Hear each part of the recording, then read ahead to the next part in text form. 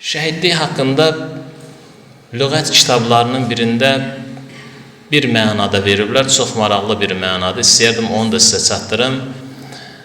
Deyir, şəhid sözünün köklərindən biri də şəhdidir, şəhdun, şəhd.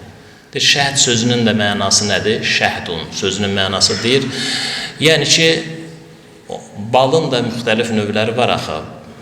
Şəhdun sözü deyir, şəhd o bala deyilir ki, hələ o şanıdan çıxarılmayıb. Şanıdan çıxarılmamış bal deməkdir şəhd. Sanki uyğunlaşdırıb bunu demək istəyir ki, əgər yəni bütün möminlərin dünyadan köçməsin bala bənzətsək, bal datsa, möminin dünyadan köçməsi sanki bala bənzəyir. Bütün insanlar ki, deyir, ölümü dadacaqlar, kullu nəfsin zəiqatul maut, ölümün dadı var. Möminlər üçün o bala bənzəyir. Amma möminlərin içindən kimlər ki, şəhid olacaqlar, onların şəhadətinin, ölümü datmasının dadı tamam fərqli olacaq.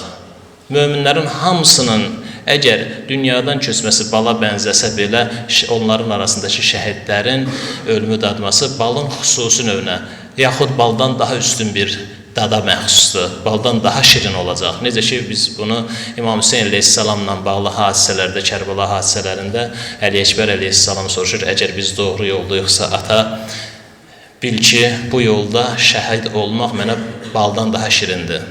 Görürsünüz, o məna bu məni ilə üst-üstə düşür.